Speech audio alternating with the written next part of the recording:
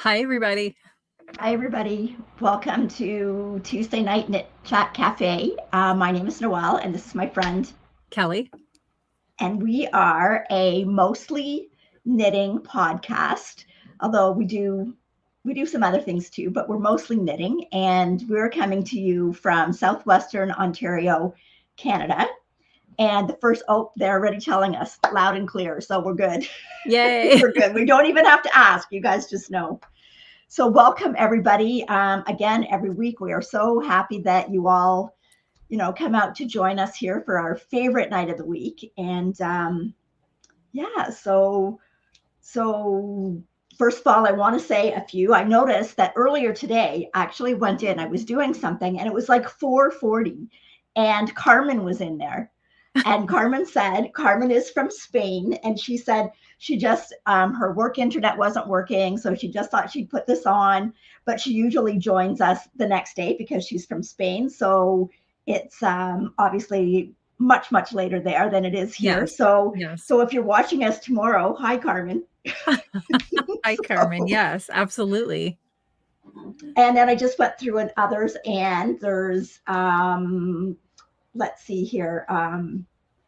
We're talking about, we have everybody talking about the weather now because I get comments here from everybody else about the weather. So Mary Ruth is from Louisiana, and she said it was very windy there.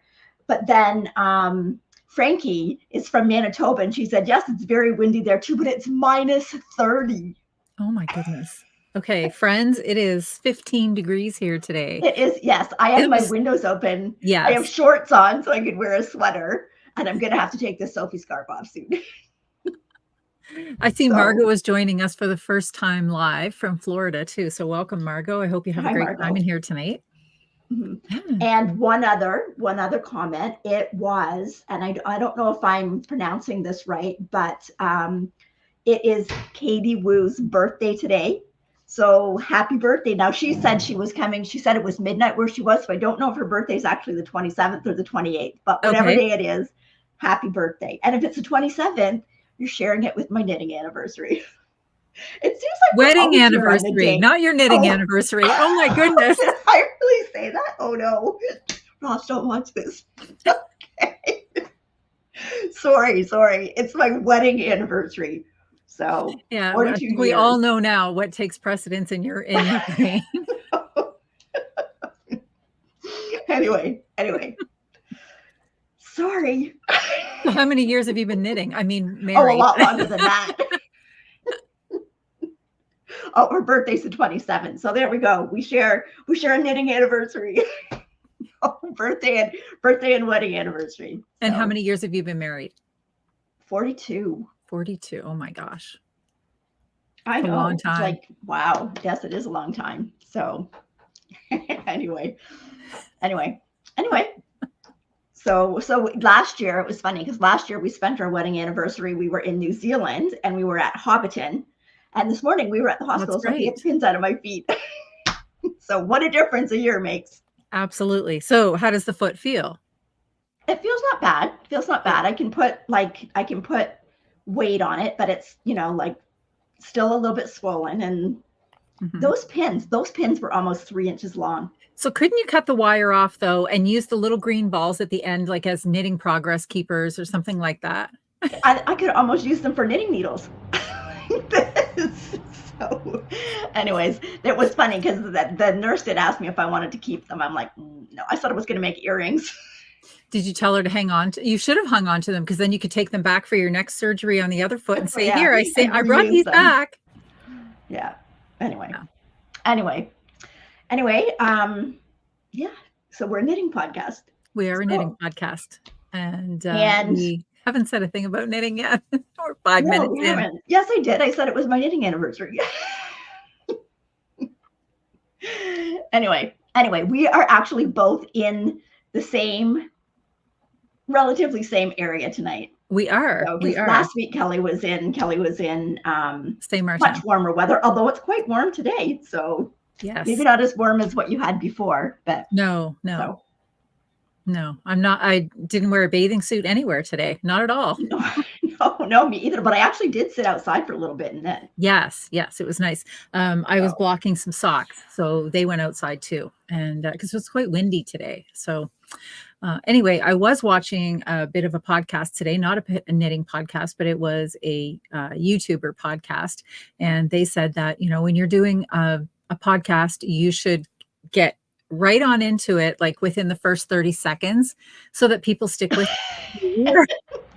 6 minutes in now. We've not talked about knitting. We are a knitting podcast. So if you are still here with us at 6 minutes in, thank you. We will definitely be getting into some knitting. We've got lots to show tonight. We have lots of knitting tonight. So anyway. On my table to show too. So first, maybe what do you want to start with?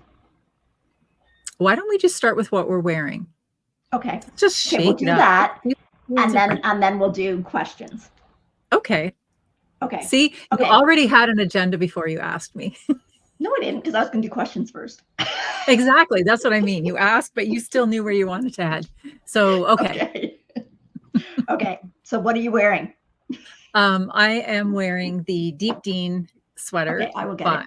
Okay. And this is a pattern by Beth McDonald Stone, and it did just come out recently within the last couple of weeks. And Beth was on our show last week, which was like ridiculously exciting to have Beth. So Beth is from Bermuda. So we had Bermuda, we had Saint Martin, and we had Canada, all three of us together on one podcast. I think, that just kind of boggles my brain a little bit. And so this is a sweater that I test knit for her, and you and she were both wearing Deep Deans last week, and it was just a little too warm where I was, so I was wearing something different. But I did. Well, where the heck? Oh goodness! You know what? I downloaded them. I uploaded them to that other. To which? The other thing you said. Okay, here we go. I found them. Go ahead. There we go. See, this is the look you're getting now. You're getting stern look from me. So this was on the weekend. I had Mike go out. There was a cornfield that that had not been cut down yet, and I really wanted to get pictures of this cornfield, but the sun was too bright, and we couldn't. And then yesterday, they cut the cornfield down. So you see, I missed my opportunity. So anyway, there's a barn that I really like near our house, so we went to the barn. So, but the sun was bright, so it was hard for me not to squint. So I look like I'm scowling in all of these photos. It's not my best work, but anyway, you can get a feel for the sweater. I love the sweater. I absolutely love the sweater. Too. I love the color. I love all the texture. I love how easy this sweater is to wear.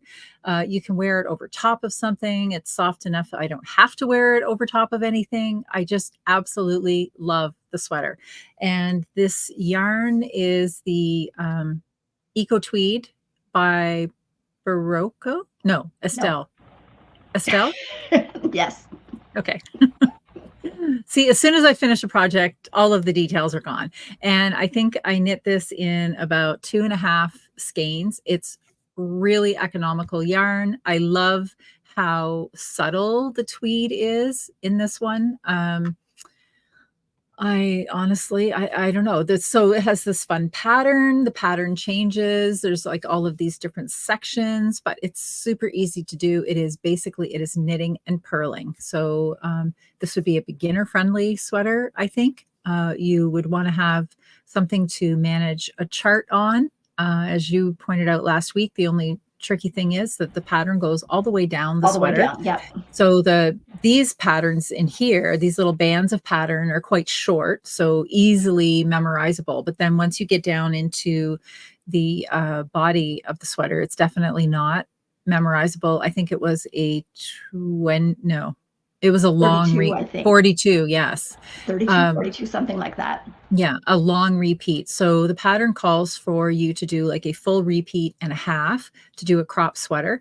I did go a little bit longer. I knew that I wanted to wear this one with jeans, so I did 2 full pattern repeats, and then I did change up the pattern a little bit in that I put a split hem at the bottom, but I just love the sweater. Yeah, nice. I love the sweater. I love the yarn. I would do this sweater again. And I think there are, the way the pattern is written, I think there's a lot of options. We talked about it last week. I think you could do you could just cut it off sort of. Yeah, it would be great for maybe like a short summer top. banner down. Yeah. So I think that you could actually cut it off there and just get short sleeves. You could omit the pattern in the body if you wanted to do just like a yoked sweater. So then you could have like a plain stockinette. So, or if you wanted to go crazy with the pattern, you could actually incorporate the pattern into the sleeves. The sleeves are stockinette, but they don't need to be. Right. So I think it gives you a lot of creative space to work with the pattern. And yeah, I don't know. What more can I say about it? I absolutely I know. love It's it. a great pattern, and it looks really good in that yarn. Yes. Okay, no, I've got a gray in that yarn, and I think it would look really good in a gray. I think so too. I do. I really do. So I absolutely love my sweater, and this was waiting at home for me. I hadn't even had a chance to wear it before we left. So I was happy to have a sweater to come home to. It felt nice to have something new. And then I wore it out to our knit group on Saturday, and Julia was wearing her Deep Dean to the coffee shop as well. So we were twinning with our Deep Deans, and you had another sweater on by Beth that day at the coffee shop because you were wearing the Burmy base. Oh yeah, I did. Yeah. And Julia working on the Burmy basic? Was it Julia? Yes, she was. So there was a whole lot of Beth at that coffee shop on Saturday. Yeah. Yep. Okay. Okay. And you? So I am wearing the Paul Clay sweater by Paul Clay sweater by Midori Hirose. See, this is all good. See, I didn't realize it would do this. Yeah, I'm lost already. Anyway, okay. I'll find it. It's the Paul Clay sweater by Midori Hirose. I think I'll find it. Yes. There we go. And it is done in my leftovers from, I had a kit from Marie Wallen to do the primrose sweater. And so all the top colors are all the leftovers from that yarn. So that was for British Breeds yarn. And I actually, even after that, not that, I do have the Sophie scarf on too, but that's the wrong banner. Anyway, I still have leftovers from the yarn. And then the body, the gray is Rama Phenol Garn. And yeah, I really like this sweater. And today I have it on with my Sophie scarf. And this is a Sophie scarf, one of the first ones. Kelly and I both did one with the same yarn. It was Coriander 3 yarn, which was a silk yak combination. And yeah, I'm gonna have to take it off. So I'll take it off and show you. But the silk yak was absolutely beautiful. You get the sheen from the silk and the depth of color from the silk, or sorry, the depth of color from the yak. And it was a fingering weight yarn, but we held it double. And I think yours was kind of like a ruby color, like a fuchsia. Yes, it is. And I wear mine. I've worn it as a neck scarf a few times, but actually that one particularly, I've worn it more in my hair than I have around my neck. I love that color. It's a really bright pop. And I love the color of that one. I'd forgotten about that. And as soon as I saw you tonight before we came on here live, I was like, oh, I don't remember that color. I really like that color. Yeah. So it is. So it's, yeah, like you can see that, like the shine from the silk is just gorgeous, and it's just a nice weight. And I did actually, when I was out this morning, I had this on and this on, and that's all I needed. I didn't need a coat first thing this morning, but right now it's just a little too warm to have that on. But definitely recommend the Sophie scarf as just that. Well, it's versatile, right? You can do that. You can, like Kelly said, you can put it in your hair. Lots of things that you can do with it. So, okay, so that's what we're wearing. So we should maybe move on to the questions. There was only a couple. First of all, last week we had talked a little bit about. I don't know how to take that. Okay, let's leave bottom blank for today and we'll figure it out by next week. Leave the bottom blank until we put a banner up for Okay, we're a hot mess tonight. Okay, we are. I didn't realize it was going to change all that. I just thought I was being organized, but apparently not. Anyways, some of the questions from last week. Last week, we actually talked about sharpening your wooden needles if they got dull. So I had one comment, and that was that if you did that, like just sharpened the point, that you could actually coat it with clear nail polish. Now, you'd only want to do this right at the point because you wouldn't want to get it onto the shaft of the needle because you don't want to change your needle size, because especially even in a small needle, that will change like the circumference of your needle. So you would want to make sure that you just get that on the point to help it slide better. So that was just a little hint from last week. And then another question that we had was about someone was going to knit something with baby alpaca and wondered what that they should make with it. They thought that possibly a hat would not work out because of the drape in the alpaca and it might not hold its shape. So my experience with alpaca is I usually tend to knit it, and I haven't done a hat with it, so I can't really speak to that, but I have done sweaters with it. And I find that if you knit it at a tighter gauge, it tends to hold its shape better. And then I've also seen podcasts, and I know you have done, Kelly, too. You've used the alpaca when you did your always vest. Yes. And held it with a silk mohair. And the silk mohair, if you hold it with that, really helps it to hold its shape. Was it mohair? I thought I knit it was with something else anyway that had another, another. So if you hold it with another. Oh, what are you doing? That's good. I don't know. But that was good. I said her last name correctly. But anyways, if you hold it with something that's got a little bit more structure to it, that will help your final project kind of keep its shape. So because alpaca by itself does give you that lovely drapey fabric. So it actually is perfect for a shawl. Now I did those crack packet, but the crack packet isn't all alpaca. It's got silk in it too. So it actually helps. So yeah, so I would say if it's 100% alpaca, either knit it at a tight gauge, or if you're doing something like a hat that you want it to hold its shape, try holding it with something else that's got a little bit more structure. It would be absolutely glorious with a mohair. Now, if it's a baby hat, though, I wouldn't be sure about that. You could maybe hold that with a titicaca, which is also alpaca, but I think alpaca, but it's a different type of construction in that I don't feel that, like, to me, the titicaca Holst titicaca behaves in a way that mohair does. I think it's a great stabilizer for a fabric, a knitting fabric. So yeah, there are a couple of comments before we leave that. Karen wanted to know what weight the Deep Dean sweater is. It's a DK, and I believe the pattern called for 23 stitches for the pattern. So it is a true DK. And somebody else also asked, they said that they think that the neckline looks a little bit bigger on here. I didn't change the pattern. I knit it exactly to pattern. So I'm not really sure why my neckline came out a little bit looser. It's funny because Beth was talking about that last week, and I sort of thought that too. When I put the sweater on, I thought, oh, my neckline looks a little bit looser. It could be the type of yarn. This yarn, I am finding that it has, like, I don't think that get this into frame. I don't think the cuff was that loose when I first finished it. So I am finding that this has some stretch into it. But I actually went down needle sizes too in order to get this gauge. So it could just be totally the way the yarn is behaving. But I didn't make any changes to it though. So. Okay.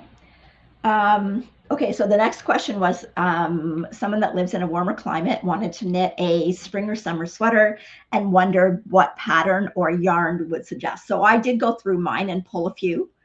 I'll just show them quickly here. I would say my favorite yarns to knit are yarns that have for summer, like silk and linen. So same. Okay, so the ones that I just pulled here was, first of all, this one, because I tend to wear this one a lot. This is the Amantha Summer Top by, I can't say her name. It's not what I want here. Boy, sorry everybody. This is a mess tonight. So this is the Amantha Summer Top by Carrie Ann Holjeim Schirmer. Now, the only caveat with this pattern is it is in Norwegian, so I had to put it through Google Translate, but I made this at the beginning of summer last year, and I wore this sweater a ton. So this is done in the Malabrigo Cicero, and I love that yarn. It is a silk linen blend, and you can knit it from about a sport weight to a DK weight. So it knits up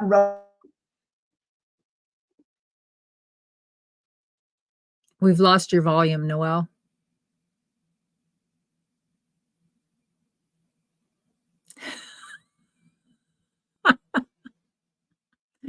Can we get a do-over?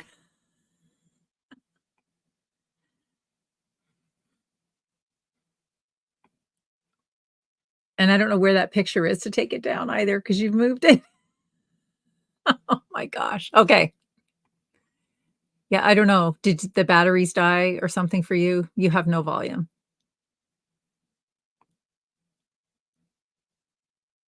Okay, she's going to reset. I will continue the topic then. I don't know what other sweaters she has chosen there, but actually last week's episode, I was wearing one of my all-time favorite, still can't hear you. I was wearing one of my all-time favorite summer sweaters, and it is the, and now she's throwing me off my game, and I can't even remember the name of it, but I wore it last week, and it is in a fabric that has linen and silk in it. And no, I didn't even mark it down because I wasn't here. And then something else that we kind of got into last year with some summer sweater fabrics was the Loving Path has an absolutely beautiful yarn, and actually, I have a label here. She has a beautiful yarn, and it is her Merlin fingering. So that's it right there. That's the label. And I knit a sweater in that last year, and it's absolutely wonderful to wear. So okay, I think I can hear you. I can, yes. Okay. Like, I don't know what's going on here tonight. We have gremlins in the system. I think so. Okay, so another one that I really like is the Floodlight Tee. Mm-hmm. So this is the Floodlight Tee by Tanis Lavely. And this one I did in, Leo and Roxy had come out with for their anniversary a silk linen blend, which I believe is 65% silk, 35% linen. They don't carry it anymore, but there are other places like Sweet Georgia and several other places that do carry it. It's a fingering weight yarn. So that's what the bottom of the sweater is. And then up at the top, there's just a few little sections of mohair, but it's knit at a really loose gauge. And I reach for this top all the time too, because it basically weighs, yeah, like 100 grams, and it's so light. And I just really, really like the silk linen blend. And then the last one that I have to share, I might as well pull it up while I'm here. Julia popped into, I was trying to talk about what I was wearing last week, Noelle. I couldn't even remember the name of it. I got so thrown off. Yeah, Cloud 9 Tee. And yes, it was the Barocco Chai. So it's a fantastic yarn. And the more I wear that sweater, the more I like it. Oh, I love this one. I love this color on you. And no, that's not it. This is the Ranunculus by Midori Hirose, and this is done in the Knitting Loft's Care, which again is a silk mohair blend. I believe it's like 70% silk, 20% mohair, and 10% nylon. And that top basically weighs 100 grams. And I just find, I don't find that amount of mohair, and it makes it warm. Like you can see in that picture, it's like I just have my bra underneath it. It's not like you have to wear it over something. It's got beautiful drape. It's nice and light. It's perfect to go over a dress. And I mean, you could make the sleeves on that shorter if you wanted to. They don't have to be the length that I made them. But I think that's a wonderful summer top. So I'll take that off. Okay, so did you have any other favorites? Or I just found that the ones that I wear all the time are the ones that are made with silk and linen, and not so much the cotton. I was talking about the one that I made by the Loving Path, and I'm trying to remember the name of the sweater. I know it was by This Bird Knits. It was a simple, like a one name sweater, but that was a really good pattern too. And then I used the linen quill to make a salty air tee. And then, of course, anything Holst in the coast. I love that in the summer. And one of the sweaters that I wore a lot last summer was my Kutar tee, and that was made out of coast. And I held one strand of Titicaca with it. And even though the Titicaca was alpaca, I never felt too warm in that sweater. It was Right. just perfect. Something that I am thinking about this year, and I don't have any of these in my wardrobe, but when we went out to visit Kendall last year, she was wearing a sweater and it was like in a chunkier cotton knit, but it was just a V-neck, like a shell sweater. It was a ready Okay. to wear. Okay. It wasn't one that she had made, but I thought, you know what? I've seen a lot of those patterns kind of popping around Ravelry in the summer, and it didn't really appeal to me. I mean, nobody's ever really comfortable with their upper arms. I know I'm not, but she had it on and I really liked the way it looked. And I thought, you know what, maybe I can pull it off. So maybe that's going to be one of my summer sweaters this year, just something simple. And something else that I've seen kind of going around too is to knit one of the little, like the bralettes, and then just wear a shirt over A shirt top. over it, yeah. And Yep. I think that's kind of a cute look too. And you could, you know, just sort of tie the shirt at the waist and wear it with a pair of jeans. So maybe there's some, you know, like kind of different styles ahead for me. Who knows? Who knows? Yeah. Okay. So hopefully things will go smoother from now on, but don't count on it. Keep your fingers crossed. Keep your fingers crossed. Yeah. Anyway, okay. So did you finish anything? I did. I Okay. have one absolute finish and one technical finish. So what do you have? I have 2. Okay. Well, you go ahead. You start. I'll And go I'll get first. myself organized here. Okay. Because I think My we're going to first- have this same problem in a second with the banners changing, right? Oh, probably, but whatever. That's why we don't have one across the bottom for right now. Okay, so I finished my Mimi. And again, I do have some pictures. Okay, I think I know where to find them now. You go ahead and talk. Okay, so this is the Mimi, and this is by Tricot Designs MCL. So this is the first sweater, and there will be more, done with the Holst Garn Lucia. Is it Lucia or Lucia? I don't know. Anyway, You I don't think know. it might be Lucia. Anyway, so that is their newest yarn, which is a combination. Do you have a ball there, Kelly? I can't remember the exact. I know it's got yak. I do. know it's got Yes. silk. It is 42% baby alpaca, 35% mulberry silk, 13% merino, and 10% yak. And Yeah, the yak has that deep undertone again that we love. It's just a wonderful yarn. I felt so amazing knitting with it. It comes in gorgeous colors. I wish it came in more colors actually, because it doesn't come in the amount of colors that the Holst the Super Soft and the Coast come in. So anyways, this is the Lucia, and it's held with Coast. So it's one strand of each. So my gauge is about 19-20 stitches. And I haven't even, the only thing that I blocked on this sweater was the little ruffle, just for the lace to lay flat. The rest of it just hangs and drapes so nicely. So this was 4 skeins of the Lucia, which comes in 25-gram skeins, and I believe there's 200 meters per skein. So it took almost the whole 4 skeins. And then of course the Coast comes in, has much more yardage in a 50-gram skein. I think there's 350 in a 50-gram skein, but the whole overall sweater, since the Lucia is only 100 grams, and I believe that the Coast is maybe 125. So you still, even though it's long sleeve, got this really nice light sweater. And I love it. I love the pattern. Like, the pattern was really fun to do. I love that sweater so much that I want to knit the same sweater, and I have that same color. And I know that we never try to knit the same color in the same sweater, but the same sweater. Go ahead. I might have to, because I absolutely love that sweater and that color. Like, that's not a normal color for you. I know it's not a normal color for you. And I loved that color. And then when I said, oh, I was thinking about the papaya, and you said, oh, I love the papaya. I know. So we ordered a cone and we split it. The reason I didn't buy it originally is because I didn't have the coordinating Coast, right? And I thought, okay, well, I'm not supposed to buy any yarn. I shouldn't buy it.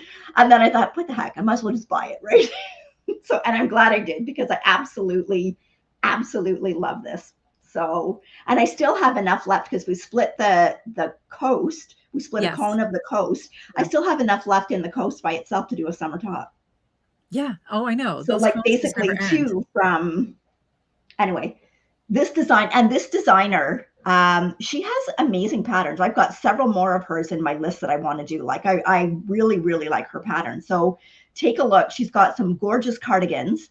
And I'm thinking I would love to have a cardigan in this yarn. Now I think when I said that this one took the whole 800 meters, I think that's because this ruffle takes up quite a bit of yarn. Yes. Right. But she does the ruffle in a really neat way. You don't have to go back and pick it up. You actually set up for it as you're knitting the body.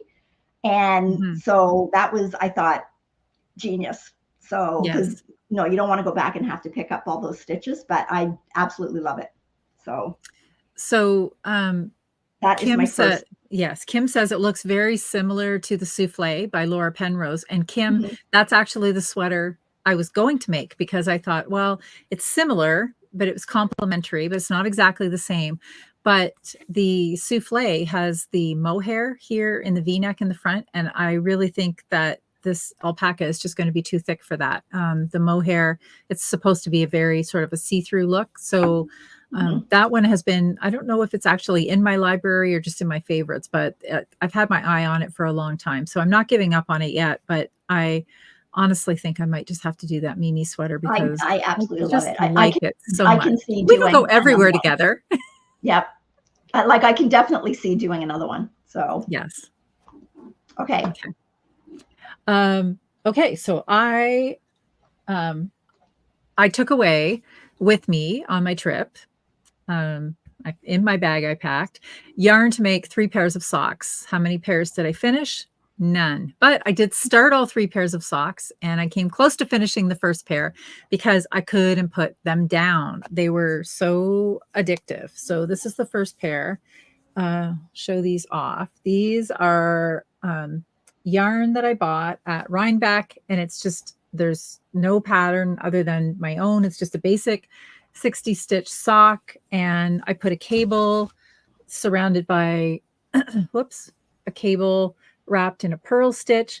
And I've done this type of thing before with self-striping sock, and I don't count my cable rows. All that I do is whenever the color is changing, that's when I cross my cable. So it takes all of the counting away from you when you have to do a cable. And I just love the way a cable looks. So I did them going down sort of opposing sides of the, I forgot I had even put pictures in there. See, I was a little organized. Yeah, so I put, this is using Woolens and Nosh, and we visited her booth at Rhinebeck, and this colorway is called Press Flowers, and it came as a kit. So I split it because since I didn't have the weight scale with me when I traveled, I thought, well, I didn't realize when I bought the kit, but the main color is actually 80 grams. So the whole kit was 100 grams. So this was 80 grams of color and 20 grams of a coordinating color. So and for some reason, my gosh, you can tell it's been near me. There's all kinds of hair in it. It's all mine. Anyway, so I split the ball into 2 because I didn't have a weight scale with me and I wasn't sure how far one was going to take me. But so I did knit them a little bit longer than I normally would. I can often, like, out of a 100 gram skein, I can definitely get 2 pairs of socks, but out of an 80 gram, no, I can't. So I have, little minis left over, but I did carry on and I knit them longer than I thought I would, than I normally would, just because I knew I wasn't going to get the second pair. So basically all I did is I just knit this tube, I put the toe on, and then I went in after and decided where I was going to cut my heel. So yeah. I'm thrilled. Is it a 2x2 cable, Kelly? Yes, it is. And I flipped them too. So on the left foot, they go to the left, and on the right foot, the cable goes to the right, because I like that. But anyway, this was my first time using Woolens and Nosh, and Natalie is a huge admirer of her yarn, Michelle's yarn, and she uses it quite a bit, and now I get it. So it is I believe it's a Wisconsin yarn, and it's woolen spun, and it is so luxurious to knit with. It is a thicker sock, so I did knit it on only 60 stitches, and I knit that on 2.25 millimeter needles, but I absolutely love it, and I think the color is really, really fun. Yeah. I'll still find something to do with those little minis. I know I will. Yep. Yep. So I have one more skein of hers that I did buy at Rhinebeck, and it's not a kit. So I have the full 100 grams. So there will definitely be like a full size pair of socks and then some shorties after that. Yeah. Okay. Okay, so my next finished object is a pair of socks. So these are the socks. So these are the Harriet socks by Summer Lee. I did buy Summer Lee's sock. Is it called the Sock Project? Yes, it is. Okay, so I did buy Summer Lee's book, but I just bought I wanted to start something out of it right away. So I actually got the e-version, right, through Kindle. Yes, so it's yes. actually, which is good because it's on my iPad. So then I don't have to worry about taking a book with me. But this is called the Harriet sock. And it's actually kind of similar to what Kelly did, but it's got like a double cable going down the side, going down both sides actually of the sock, right? So it goes down each side of the sock. And then it also goes down once you get to the heel, the one cable on the back ends, and then the other one continues all the way down. So this yarn is Scrumptious Pearl, which I got at the Knitting Loft. And actually, Ross did pick out this color because these are socks for him. He did pick out this color. This color is called... It was for Ross's knitting anniversary, wasn't it? Yes, it was. So he got these for our anniversary. I told him he couldn't wear them though. He got them this morning. I told him he couldn't wear them until after I showed them on the podcast. So this is Scrumptious Pearl Stripe Me Up, and it's an 80/20, and it feels amazing. And her colors are gorgeous. So I started this. I decided when did I decide? I think I started them like last Tuesday and thought I wanted to get them finished. So I had to work on them when he wasn't around. And it was so intuitive, like the sock, once you kind of got into it to do it. But I have a little story about these socks because, of course, I didn't read all the instructions. So it's no fault of the pattern, but I've got just a little thing to show you here, what I ended up having to do with this sock.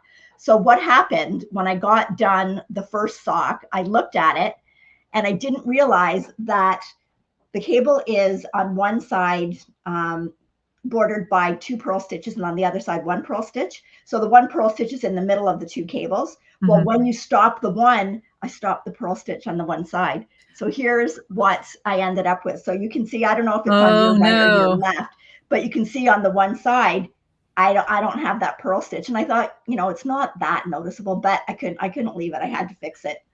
So I went in, I put in my needles up at the top of the toe because I thought I'm not ripping back and knitting this whole sock again. I can drop down and I can fix this. Yeah, so absolutely. I put my needles in at the top of the toe.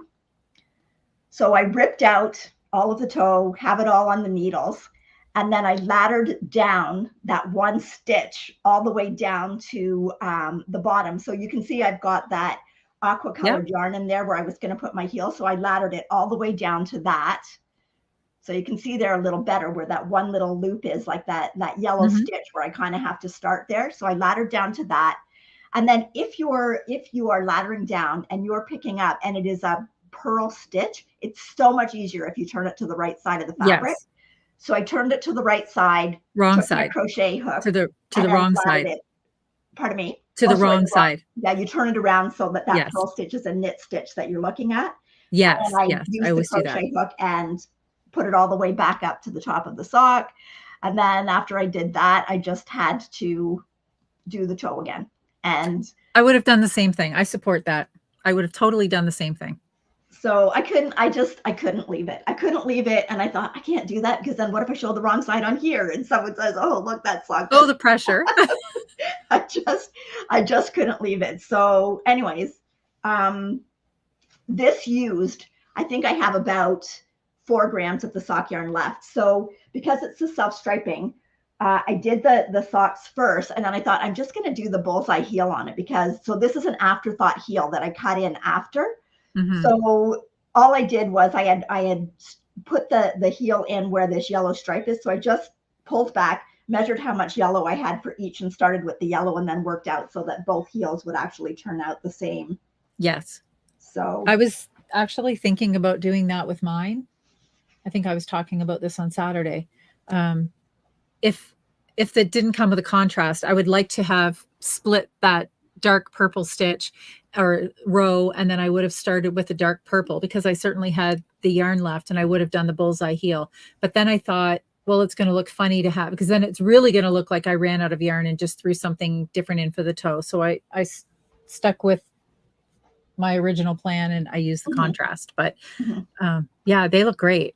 They look really good. So yeah, I mean, it's nice that I have a tiny bit of yarn left, so I'll give that to Natalie because I'm putting together a scrap box for Natalie. So yes, but yeah, it was nice to use all the yarn, and you know, especially when it's a self-striping like that. So it's unlikely that you're going to use it for the heel or toe of another project, right? That's right. Yeah.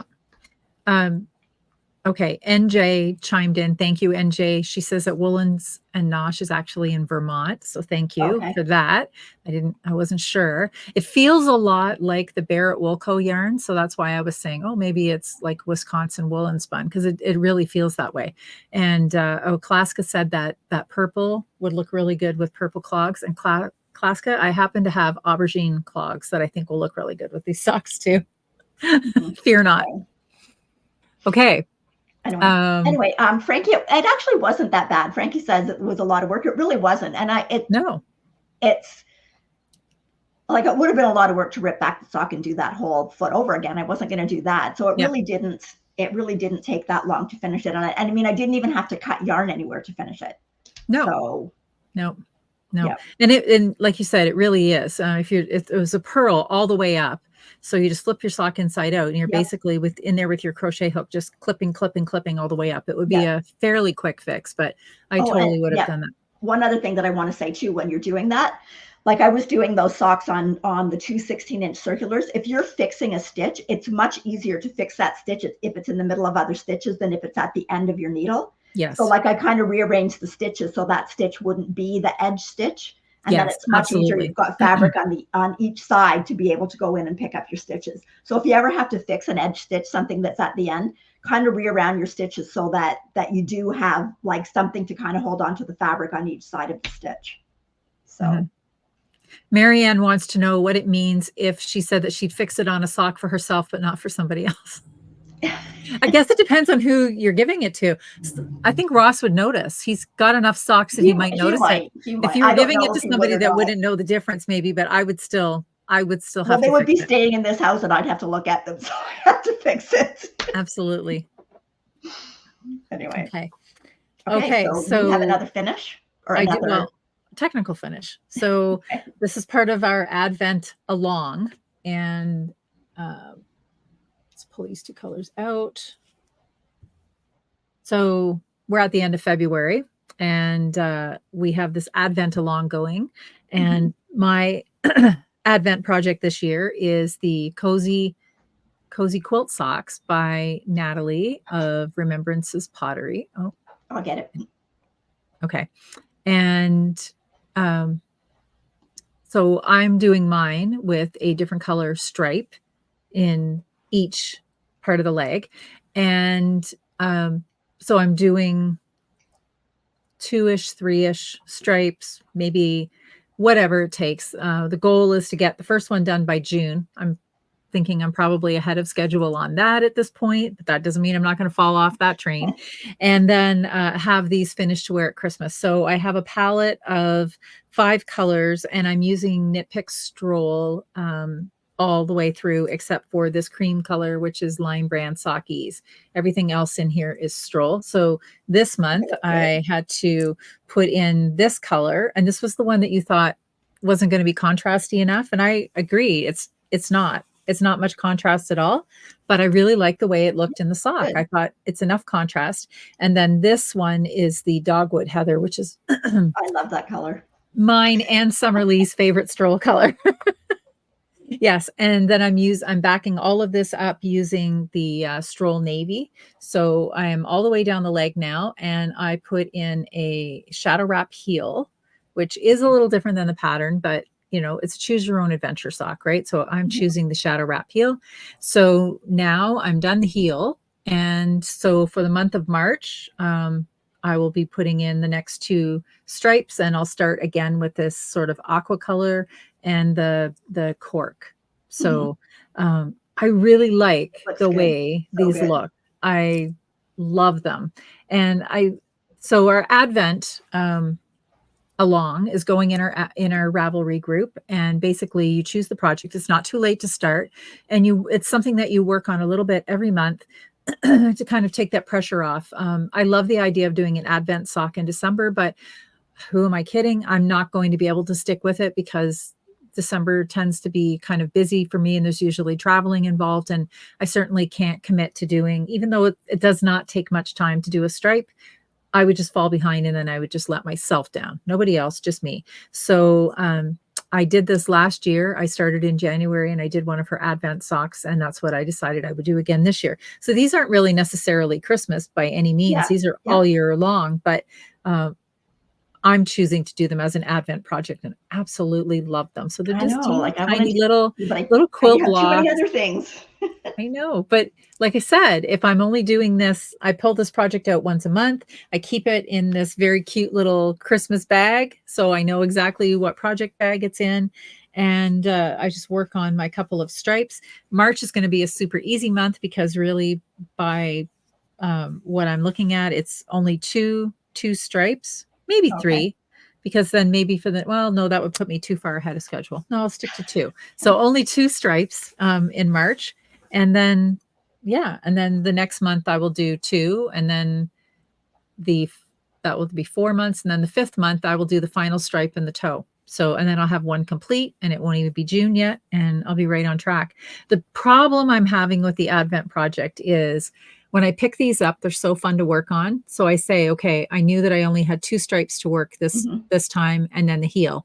So I did that, but it doesn't take a whole lot of time. And you know where this is going, right? By the time I finished that heel, I was itching to pull out that next color, just 1 more stripe of color. But I'm like, no, save that for March. But anyway, they're beautiful, Natalie, absolutely gorgeous. So I would invite anybody that hasn't already joined in our Advent along to join in the fun. And it's just something to, kind of have like that little quickie project, or like in between projects in the middle of the month, use it as a little palette cleanse. So please join us. There'll be a prize at the end of the year. Of course, there's a prize for everything. Okay, that's it for finished for me. So do you said you had 2? I did. I showed 2. I showed my socks and my sweater. Oh, that's right. You started. Oh man, we're gonna have nobody left watching us by the end of this one. No. If you're new here, we apologize. We're not usually like this. I'm still on vacation brain, maybe. Whips, yes. I want to take a minute. I want to talk about the vacation. So we had a great week away. We were in Saint Martin, and we had a week of fantastic weather. It was absolutely gorgeous. I had meant to pop a couple of pictures in here to show you and totally forgot. We did we went to different beaches every day. We did some hiking. We hiked up, you could drive part way, but then you had to do this hike at the end. And I was not dressed for the hike. I was wearing sandals and a dress. I don't know what I was thinking. But anyway, we hiked to the tallest point on the island, which is not that high. It's 1,347 feet above the lowest point of the island, I guess.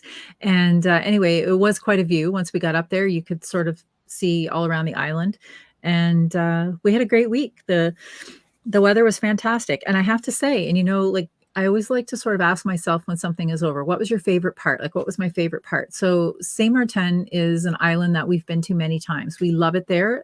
It's an island that is divided into 2. There is a border, not that you cross anything. The entire island, you could drive around it in 2.5 hours. It's not very big. I believe there are about 80,000 people that live there. Probably its main source of income would be tourism. But there are 2 sides to the island, one side being Dutch and the other side being French. And we typically like to stay on the Dutch side, but we go off into the French side. And really the only way I can tell which side of the island I'm on, because there's no real linear border that you do cross it maybe in a couple of spots. But the French side has street lights and the Dutch side really does not. Okay. And of course, the names of the places are all in French on the French side. And they have the most amazing bakeries on the French side, like the most amazing bakeries. So definitely treated myself to a few baked treats. But my favorite part of the vacation, and this is going to sound really silly, the apartment that we had, we were right on a beach, on the Simpson Bay beach, and we were on the top floor, the 5th floor of this building. So, nobody is able to see in, and our bedroom opened up onto the balcony, and it had these amazing big patio doors. So at night to go to sleep, we just left the patio doors open and go to sleep listening to the waves coming up on the shore. And then to wake up in the morning, it was just amazing. Like you'd wake up and the bedroom was beautiful and the linens were all crisp white and the door would be open. And the one day, and this was the picture I wanted to upload, I actually woke up to an amazing rainbow that was right over our beach. And I thought if I had slept in 10 minutes longer, I would have missed that rainbow altogether. But so the best part was the sleeping. I don't sleep a lot. I'm not a bad sleeper. I can sleep, but I don't sleep for many hours. Usually, 5 or 6 hours a night. So it's not enough sleep. I realized that. So when we were away on this vacation, I slept a lot. I slept amazing. And, I'd get up around 8 or 8:30 in the morning, which I know I should have been up earlier. We're in a beautiful place, but then we'd have a leisurely breakfast on the patio and then get about our day. We've been there lots. So it wasn't like a race to see things. We know where we like to go and where we like to see. But honestly, it was just a lovely, relaxing week away. So I wanted to just kind of tell you that. And I slept. I slept amazingly. And then we had the horrendous trip home because our flight got canceled. We had a layover in Miami. Flight got canceled. We had to spend a night, and I call it a night because it was literally about 3.5 or 4 hours in a hotel and then get back to the airport. And customs was brutal. And so it wasn't the nicest end to a lovely week, but home now. Well, you know what? It's not that you want anything like that to happen, but better that part happens at the end and not on your way there. Absolutely. And I kept saying that too, because all that we ended up missing was my husband missed an extra day of work. A day of work because he was supposed to go to work that day, but I don't think he was too upset about it. But anyway, So anyway, it was a lovely vacation. So back now for a little bit anyway. Okay. So whips. On to whips. You took some things with you. Yes, I did. You started something. So how many whips do you have? I have 2. 7. How many? 7. Did you say 7? Okay, well, you get going then. Okay, I'll just go through some time of them. These are all ones. Well, the thing is, we didn't talk about this last week because we were we did, right? So, okay, so I'll go through a couple of them really quickly because you've seen them before, and I have worked on them, but they still have a ways to go. So the first one here is my Rockhound vest. So this is a vest by Wool and Pine. Just a minute here. Okay, I found the picture. Rockhound vest by Wool and Pine. This is done. I am using, and I did actually bring a scan of it here so you can see the label. So this is the Fonty yarn that Kelly and I got last year. I don't think you bought this one though. We got this last year, this brand of yarn in Montreal at Knit City, Montreal. This is their Mongolia 3, which is 85% wool and 15% baby yak. So it feels amazing. It's about a sport weight. There's, where is it here? Of course, I can't find it now. 150 meters, and this is a 50-gram skein. So it's going to take me, I just finished. I'm just into the 3rd skein here. So this pattern's got like this gorgeous cable detail on the front and on the back. So I've got 2 skeins left, but basically it's not going to be a super long vest. And then all I've got to do is the edging. So there'll be lots of yarn to finish it up. But I absolutely love the feel of this yarn. Like I'm definitely hoping she's back there in Montreal this year, or not Montreal, Toronto this year. Toronto, yeah. Hopefully I can pick up some more of that yarn. I really do like it, and I'm really liking it. I just have so many things that I want to knit that I need to finish more things before I cast on something new.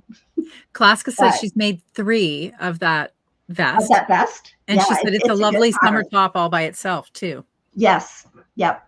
So, okay, so that was number one. And then I'm working on another Riptide 135. So this was, I had showed a little bit last. I've got a little bit more done, but this is my hand spun Cheviot. And so I kind of blocked it out, and it blocked out so nice compared to what it felt like and what it looked like before the blocking. It looks like a creamsicle. Yeah. Makes me think of a creamsicle. Yes, I love it. This is the yarn. So I will have enough. I'll also finish a pair of mitts in it. I'll have enough in this to do both. But again, this is the Riptide 135. This is by Jennifer Shields Toland. And this pattern, the 135, it's because you can knit a small version, this kind of, which is like a Sophie scarf version. And then she's got like a huge, like one that's 5 skein. So it's almost like a schlanket to wrap around yourself, but it's all got this Riptide pattern in it and super fun to knit. So I'm enjoying that. And then I've got another little scarf that I'm working on, which is the distance scarf. Oh, let me grab it here. This is by Olga Patano. So this one, I measured it up against my Sophie scarf. And this is the distance scarf by Olga Patano. So you can see that pattern in there. So this is, I'm about halfway. So this is a 20 row stitch repeat, and it's basically every right side row is cable all the way across. So it's kind of, I really enjoy doing it, but it's a little slow going. So this is, I'm doing this in the Katja Atenya, which I believe it's cotton. I know it's got some cashmere in there. Yes. I don't have the ball band. I can't remember what else, but it's not mohair. I know that. No, it's a really, no, because we said it's a good substitute if you can't wear mohair. So it's a really nice feel of the fabric, and the stitch definition for a fuzzy yarn actually really shows up pretty good, quite well in it. Yes. And I'm like, this is another one that I'll be able to wear with this sweater. Yes, absolutely. Match the gold that's in the sweater. So I'm really enjoying that too. But again, I'll pick it up and I'll do like 120 row repeat and then kind of put it down. Carol's asking, Carol's asking, how many skeins do you think you'll use for your vest? I think I'll use all 4. Okay. So that would be 600. I may not totally use the 4th, but that'll be 600 meters. So I may not use all of it, but I can't remember. I think the gauge of the pattern might have been a little bit bigger, and I like my gauge in the fabric a little bit tighter. So that could be why I'm using more yarn. So, okay.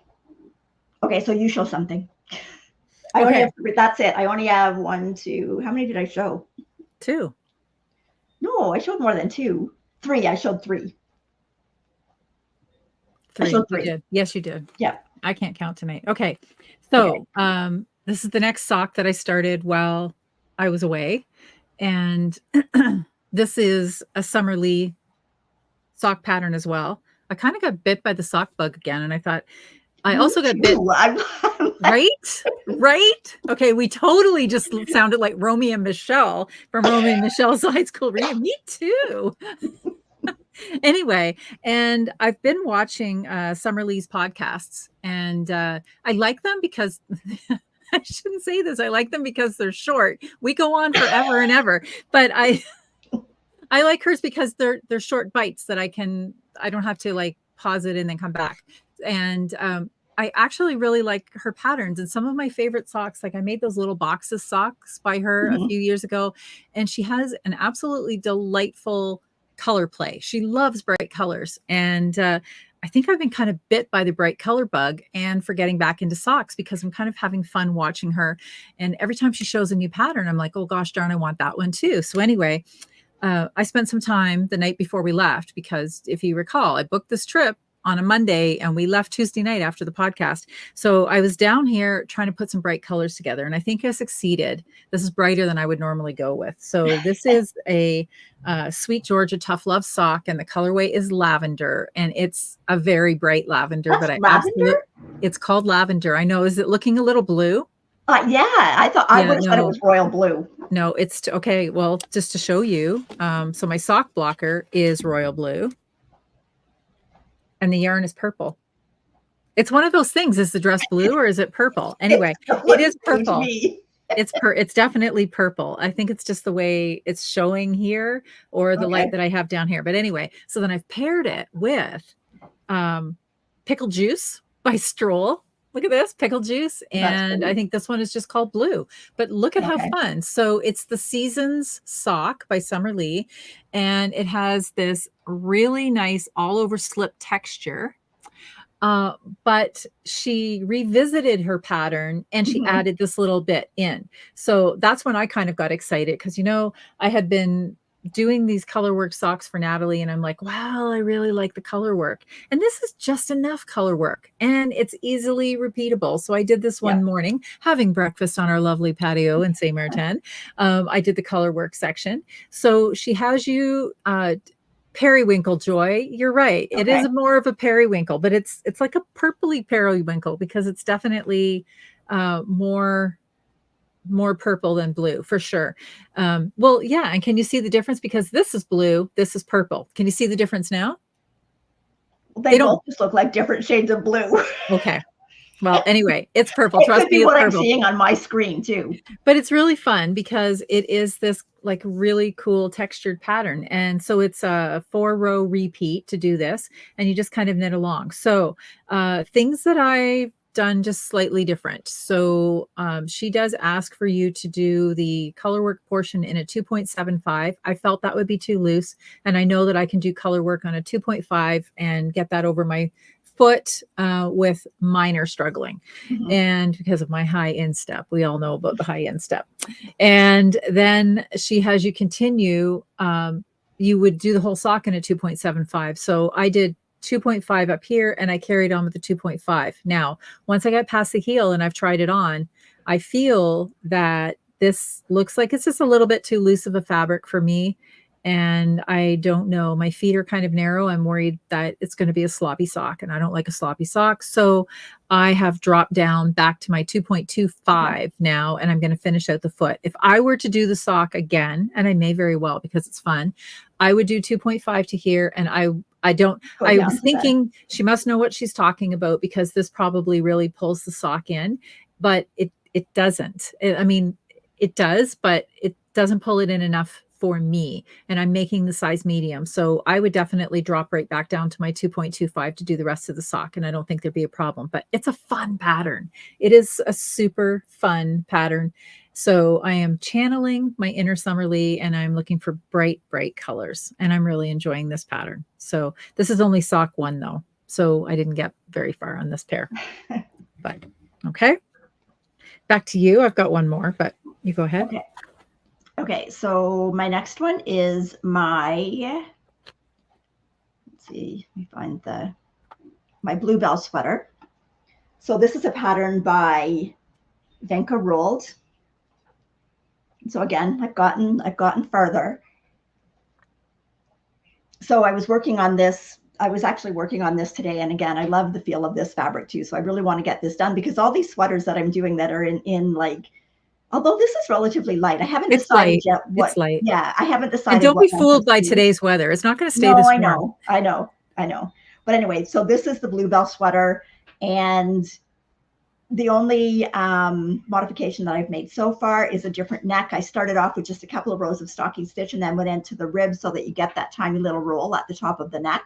And then it's very reminiscent of ranunculus, just a little bit different in the pattern texture. Mm-hmm. The gauge is a little bit tighter. I think I'm getting like 18 stitch gauge for this. And for this one, I am holding Odd Cat yarn, which is a Tencel silk, I think. Yes. And it's a lace weight yarn, and I'm holding it with a silk mohair that I got in Nova Scotia from Heidi's by Hand in Mahone Bay, and it is a 70-30 kid silk mohair.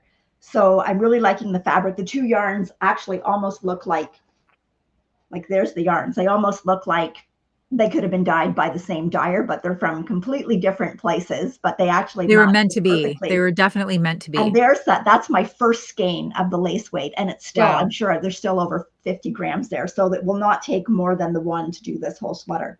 So like I said, I'm really enjoying it. The fabric's nice and light and drapey, and I will get back to that now that my Mimi's done. So. Okay, before you hop And into your next one, there's a I question. will. She asked it twice, so I don't want to miss. And Okay, go ahead. Lucy is asking the question. And by the way, that's how we say the yarn name. And I meant to mention that earlier when we Okay. were talking about this, because her name happens to be Lucia and she phonetically spelt it out. So it is Lucia. Okay. So she wants to know, how do I manage my ends when I'm doing color work? And I'll show you my ends. So this, I've just flipped it inside out. So there's the inside of my color work. What I do with my color work ends is I sort of weave them in as I introduce them. So 10 or so stitches before I'm doing a color change, that's when I will introduce the second color using my left hand. And I just weave that into the fabric on every other stitch. I'll put it, it's almost like catching a float every other stitch. And then I will drop the color I've discarded, and then I will carry that the same way. I will move that one to my left hand and I carry that one for 10 or so stitches. And then all I do is, after I've gone past that join a couple of rows, I just clip it off. And you can see, like, I don't clip them short. They're, you know, it's a little bit like maybe 3/8 of an inch long. I've never had one come apart. And I don't like weaving in ends. I'm a lazy weaver end. And that's why I sort of used to avoid color work socks, because I thought, oh, those ends, you know, it's a small project. But using this method, and then, so if you don't mind just a little piece hanging in your project, and I do not, that is sort of the way, that's how I do it. Well, yeah, because you don't want to clip it too close, because you don't want it could pop through the other side. Yeah. But so, no, this is how I do it always. Okay. Verica wants to see the back side of the distance scarf. Oh yes, that's right. I saw that comment. There you go. It's just as pretty on the back. Yeah. See, this yarn had 2 knots in it, which I'm not too thrilled about, but anyway, that is on the back side. But yeah, the back side. So even when you wear it and it's kind of folded over, like it's still kind of a pretty design on the back to see it. Yeah, so, absolutely. Okay. So my next work in progress is my next sock for my Advent, which is knitting a pair of Lord of the Rings socks for every month in my family. I don't know why I ever thought that this would be a good idea. And I'm laughing at you because it's funny. That's crazy. I'm knitting a pair for Advent and you're knitting 15. Yeah. So this one is called Cozy on Carathras, and Carathras is one of the, and I don't know if I'm pronouncing that right. I looked it up and that's what I found. So Carathras is one of the mountain peaks in Lord of the Rings. So I believe that it is the one. I mean, this is getting like specific about the program, but it is also sometimes called Redhorn. And what I found is that you can pronounce it Carathras, even though it's got that D in there. So it's the tallest and northernmost in the mountains of Moria. So I've got one sock done. Oh, wow. You flew on that. So it's got this detailed cable all the way down each side of the sock. And it kind of breaks. Oops, I just dropped my notebook. It kind of breaks here, and just part of the cable goes down into the foot. And then if I take it off and show you this, down the front of the sock, you get this pattern with the cables with the eyelet detail in the middle. So that goes right down the front, right down to the bottom, and it's also down the back of the sock. So these ones, they look really detailed, but believe me, this was a lot easier. And I don't know, again, whether it's because of the yarn or whether it's because of the pattern. And there's not all the twisted stitches that there was in the last one, but this one is much easier than the last one that I did. The yarn that I'm using for this is Sweet Georgia Tough Love Sock, just like Kelly's using in hers. And this color is called Brown Sugar. It's a really nice sock. And yarn. I love this yarn. Yeah. It's an 80/20. Nice. It feels amazing. And yeah, I'm happy with that. So I've got to get the other one cast on the needle. So it's like heel flap and gusset on this one, which I'm actually enjoying doing a heel flap and gusset. I know. I like to change it up and do all different things. But yeah, I'm quite pleased with that. So okay. So my next one, oh shoot, did I make a banner? Okay, you talk again. I don't think I made a Okay. banner. Okay, so my next is I am having another granddaughter in the next couple of weeks. So I had to get something on the needle so that I could start something for her. Mhm. So this is the little pattern that I'm doing. And I Oh need to my bring up the goodness, banner that's cute. because I don't think I can pronounce this. So this is, and again, I got to find it. It's a really long name. Here we go. This is the Trillatunes newborn onesie. And I think that Nifot body just means onesie, I think. If someone is Norwegian, they can tell me. But this is by, and those are just initials, SHJA, but that is what her name is on Ravelry for her patterns. So this Tyrrell Lunge, I don't know if I pronounced that right either, but that romper, just call it a romper. It's a flower. So that's what the little design is. Like I looked up what that meant. That's what the little design is that's in it. So I thought it was so sweet, nice with the long sleeves because it's going to be like a March baby. And we know again that this weather is not going to last. So I've got it to this point. So it is so pretty. It's got the cables going down the side. And so I've got it to the point where I am got the little portions that go under the legs are all done. So I just have to pick up for around the legs and do the little leg bands and then the sleeves and then pick out some little buttons. It's a really cute pattern because it crosses over. So there's no buttons down no buttons on the front. Crosses over and it buttons all down the side. And then it's got a few buttons down at the bottom here that should make it easy for getting it on and off.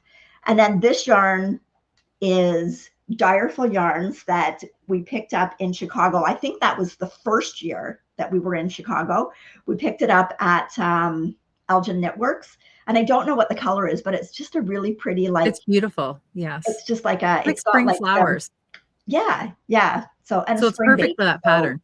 Yeah. Yes. And so like I've still got quite a bit of the yarn left here. So I think I should have enough to do a little hat to go with it too. Oh, I think so. Really, Adele is saying that she made that same pattern for their grandson, and she said it was really useful. So yeah, that's great. So I did my my children so far, at least the last couple have tended to be bigger babies, like 8-pound babies. So I did actually adjust it a little bit. Like I increased out a little bit wider just so that there's lots of room over the diaper. And I think that the onesies look okay if they're a little bit baggy around the bottom. So I did increase out a bit. And my row gauge was shorter, so I had to lengthen it or do more rows than the pattern called for. But it's so pretty. So that's kind of fun too. Okay, go ahead. Okay, it's my third pair of socks, and I did have a banner in there. I'll get it. Okay, so this is also a pattern by Summer Lee Designs, and I'm just on a Summer Lee kick. So I wanted to jump on the mohair train with socks, and this is the Hibernal DK socks. So I've got one finished. So it's a little quicker knit than your cable for sure. But I'm telling you, this is like luxurious. Like it feels like a spa sock. I don't know that I would wear these in, well, I guess I could wear them in my boots because, you know, mohair, like it looks like fluffy, not fluffy is not a word. It looks plump on your foot, but you know, it's going to squish in. It's a mohair, but I'm telling you, I like this. I could see another pair of these in my future. These are knit on a 3.25 millimeter needle. I think I could go down easily to a 3 though, because I mean, they're not too loose, but I think I could still go down. The fabric is a little bit loose, but like, just look at the halo on this. These are like so dreamy to wear. And this is beautiful, beautiful yarn. I'll show you what I'm using. Actually, you gifted it to me. This is Yarn Indulgences. And I think it was a one-of-a-kind color. Hold on one moment. I've got the band. Oh no, it's Old Rose, but and it is the ZBFL sock. So there's 420 yards in here, and it's an 80% BFL, 20% nylon. That's the yarn tag, Yarn Indulgences. I love that little label. It's so cute. And so it's so pretty. There's lots of little pops of green in there as well. And then I'm using Leftovers, one of my all-time favorite colors from Emma's Yarn. This was from my first love note, and the colorway is called Wish You Were Beer. And together, it goes really well together. It's really pretty. So I pulled these out before we left on our trip too. I just definitely wanted to make something with mohair, and I have a lot of mohair, but I didn't have a lot that was like left over. So I didn't want to like dive into my sweater quantities, but this one I had lots left, and I know I'm going to wear these socks. These are so gorgeous. Beautiful. So beautiful. Okay. Debbie's asking a question. I like 9-inch circulars for socks. Do I use them for color work? Yes, absolutely. In fact, that's what I find that they're best for is for the color work, because you don't have any of the like the laddering going up the side from. I used to always knit on 2 16-inch needles, my socks, and then Natalie got me onto the 9-inch. And for color work, it's a dream because you don't get that laddering, and I find that it's really helpful to even out, keep my tension even. And where did they go? Yeah. So like in this sock, for instance, like obviously it's not blocked yet, but like it looks pretty good already, not even being blocked. And I knit these on the 9-inch circulars, Debbie. That's the only thing I use the 9-inch circulars for, is if I'm doing color work. The rest of the time I use, my favorite is 2 16-inch.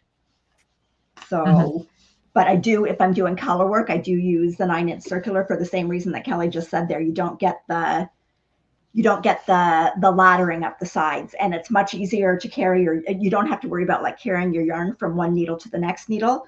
So it's a lot easier to use the 9-inch circulars for that. I just find to use them all the time. I just find it slow because the way I knit, I'm not holding the needle, or there's just not enough of the needle for me to hang on to, and I find it really slows me down. So that's why I don't use them for everything, but I do use them for the color work. And like the color work, and I think you do too, you have one in each hand, right? Yes. Yeah. And that's the same that I do with the color work, is one in each hand. So, but the 2 16-inches I do really like. That's my favorite. So that's my second choice. My last choice, that I only would do this if I have no other options available, is the Magic Loop. I find it slows me down. The 2 16-inches doesn't bother me at all to use that. And sometimes I will just deviate from my 9-inch sock needle, and I'll say, oh, maybe I just feel like doing these on 2 16-inches, right? And I know that when I did the socks at Christmas for my son-in-law in 72 stitches, I found that easier on the 2 16-inches. Yeah. For some reason. Yeah, because the 9-inch seems to have that sweet spot. If you've got like too many needles, it's like they're too jammed up, and then your color work, it would be, well, for me, because I'm doing color work on it, if you have that many stitches on it, like it's harder to spread them out on the right hand side. Yeah. So, but I used a 9-inch circular for this. Now this was 48 stitches on this sock for the size medium, but this was like a super fast knit. I have no excuse for not having 2 of them done, to be honest. But anyway, Amelia, I can use DPNs, and when I do DPNs, I have 3 that I work on and 1 that I knit with. I don't do the 4 and then 1, because when we first started with DPNs, that's all there was. They didn't come in sets of 5; they came in sets of 4. I will use it, but it's just not preferred. My biggest thing with the DPNs was I would get to the end of the thing and I'd pull out the wrong needle. I wouldn't pull out the one that I just finished knitting with out of that last stitch. I'd grab and pull out a needle that had all stitches on it. And I did that more times than I could count. I don't know. I just still prefer the 2 16s other than the DPNs. So I learned on the DPNs. That's how I taught myself to knit socks. But I found, I don't know, it's the points, the points are not obviously stabbing into my hands, but it's a touch thing, when I could feel the points touching my hands at various points, it's an annoyance factor to me. So once I got onto the 2/16 inches, I'm like, oh, well, this is a little bit of heaven. Like, I'm absolutely loving this. But so for me, the 9-inch, like, there's absolutely nothing, no sensory, anything touching in my palms. And I really like that. So it's just, different things. Yes, I use the 9-inch on heels and gussets too, Donna. I don't take it off. The only thing I go off of that 9-inch for is once I get down to the toes, then I drop onto 2/16-inch needles again. So I have a sock yarn bag, a sock project bag that has in it an assortment of 9-inch needles. It has in it the 2/16, 2.25s that I use, things like that. And I try to keep them always in that sock bag, so I sort of know where they are. Okay, I have one last project. Okay. So here it is. So this is a sock, and you can't really see. I'll have to take it off to show you the pattern. Is that Nancy Wheeler's? No, this is my pattern. Oh, your pattern. Yes, I'm designing a pattern. So here is the front of my sock. Very nice. So, and then the back of the sock has the cable going down the back. Down the back. And I've taken all of it into the cuff. So your detail starts right up here. And then I've done twisted rib for the cuff, and then gone into, it's not exactly broken rib, but the stitch pattern for the base of the sock. And then it just really sets off the cables. And so this is your the riptide stitch pattern here. That's so cool. And then the cable down the middle, just bordered by some columns of stockinette. And I don't know, like, I had this idea in my head, and I just thought, I just want to do it. And then this yarn, when the kids were, when was it? It was a couple of years ago, because they weren't very old. Jacqueline and Rachel went together and got me yarn from Little Red Mitten that they had dyed for me in the girls' birthstones. So this is Zoe's birthstone in the pink. So Pretty. This is called October. And then mine is topaz. So I rimmed it in the topaz, or sorry, in the, topaz for November. But in that color.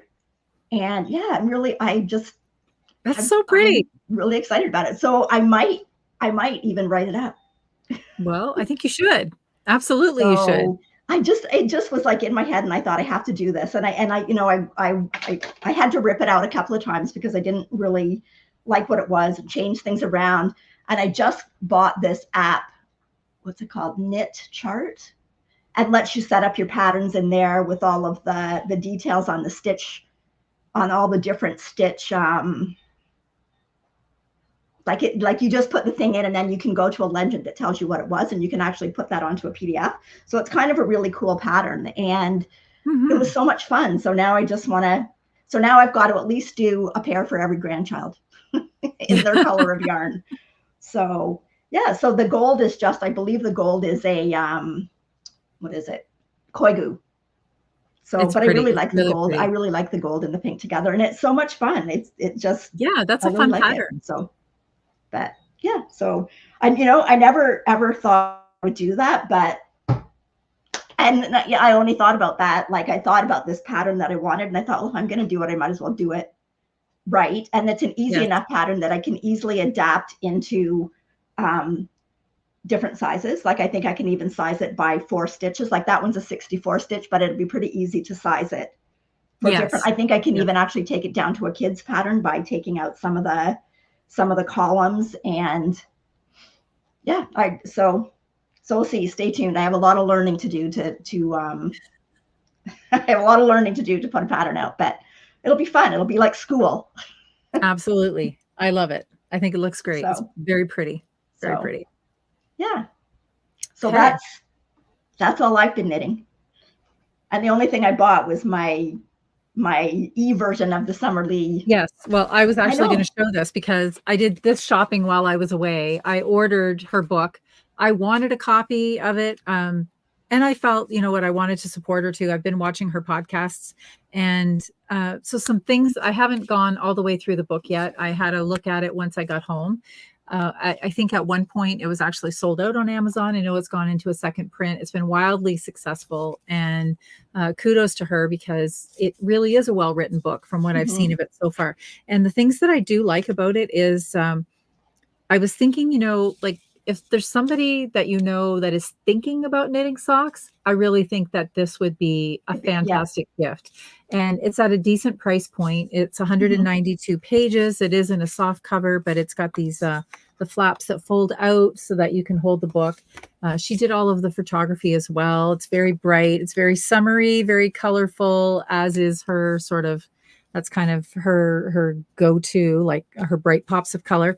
But the one thing in it that really sort of stood out to me that I think is really, really cool is at the beginning when she's talking about all of the different types of socks. And I'm not going to show off the pages. I don't want to give anything away, but she goes through what she calls her basic sock. And it's her sock recipe. So, and then the pattern is, her design sort of kicks in after that. But she goes through and she gives you the sizes all the way. She can do like shorty socks, and then toddler socks, kid socks, adult mid-calf, and then adult tall. And I like that the kid socks patterns are in there because, it's like you said now, like you're sort of designing that sock as you go. And I'm sort of similar. I don't think I've ever actually done a completely vanilla sock. I've always put something in there, and I like always being able to do that. So having the numbers for the sock recipe are super handy. And then I believe there's also, 25 patterns in here. She gives you 5 different heel types. And she does cuff down, she does toe up, and then she gives you lots of tips on sizing and fit. And I think she does know what she's talking about. There's like 25 patterns in the book too. Yeah. So you know what? I think it was fantastic value. I did get it on Amazon because when I was watching her podcast, that's the only place she was talking about. But then at the coffee shop on Saturday, some people were saying, no, it is going to be in some local yarn stores as well. So I didn't know that. So I did get it on Amazon. In Canada, I think it was $32. I think the E version is, what did you say? It's like 23 or something. 23. So fantastic value. That's basically slightly over $1 for a pattern. And it's like a really nice resource. So if you haven't gotten the book yet, maybe that's a little nudge. Or if maybe you're not a sock knitter and maybe you've been thinking about it for a while. So, well, it would also make a great gift for, like, if you've got a friend that that is just starting to get into knitting socks, or like it's like perfect. I would not hesitate to give that to somebody that I knew that wanted to knit socks, because I think that would be a fantastic place for them to start. And as I said, I think it's a book. I don't know how many patterns I'll make out of it. I haven't made any yet because all of these patterns that I was working on of hers are already just like out of her own library. But anyway, this one is in there.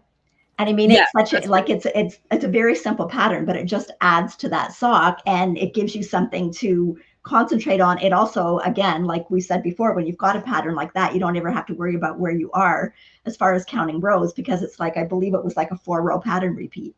So you're just, you kind of know where you are. So, and the only thing I think I did a different heel in it, but that's the whole thing too. Like she gives you all the different heels too. So if you don't want to do the particular heel that's in there, you can go in and you can put in a different heel. So, and we do that all of the time anyway. I mean, how many times, like, there's been so many patterns that I've knit and I have not used the heel that's in there, or sometimes I switch. I didn't even look at the toe because I always I have my own my own toe recipe that I have. So and I even did that. I did that in these ones as well. Like I didn't even look at what her pattern was for the toe. But anyway, so yeah. I feel like that was an awful lot tonight. Yes, it was. Well, that was, I told you, we didn't, like a week ago when we had Beth, and a lot of our whips and things we didn't show. And so we've been an hour and a half. Oh my goodness. I'm so sorry, friends. I'm so sorry. That's a lot. I haven't had supper either. I need to eat something. So anyway, we'll be shorter next week, and hopefully we won't have the technical difficulties. We'll get that figured out. We'll figure out how to get all those colors coordinated. And yes, absolutely. Sorry about that. It's a bit of a chaos tonight. So thank you for sticking with us. And thank you for showing up. We appreciate that. It's our favorite night of the week. We hope to think that it might be yours too.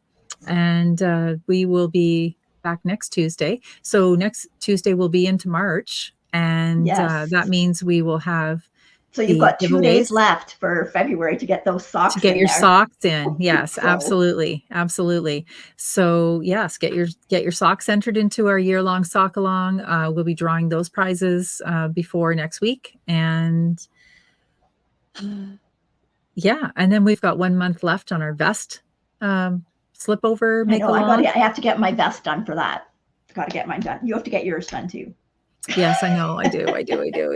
That was my job today, and I didn't even get it done. I was so busy doing some other things, and I had some housework to catch up on, and some paperwork that I had to do that took way more time than I wanted it to take today. So I wanted to get that vest tried on because I think I'm ready to split now, and I'm at the short end because it was a bottom up. So basically, I've got, just the bit at the back and then the V-neck at the front. And anyway, yeah. But, like I said, the socks have been kind of occupying my time. I I'm in know, a bit of a like, sock I'm thing like, again. anyway, I like everything else too, but like, and for a while there last year, I didn't want to knit socks at all. And now that's all I want to knit is socks. So Yeah. Okay, We go through stages. I think we all do that. We go through stages. I'm not going to apologize for it. I want everybody to knit what they want to knit what brings you joy, and don't put any pressure on yourself, because it's not supposed to be about the pressure. It's really just supposed to be about having fun. This is something that we kind of pour our heart and soul into, but it's supposed to be joyful. It's not supposed to be stressful. So no apologies here. Okay, I'm going back to cast on 5 more things then. Okay, you do that. You cast on, you queen. You cast on. Okay, all right. So again, thanks everybody for joining us. Yep, we're going to say bye and see you next week, and happy knitting. Happy knitting.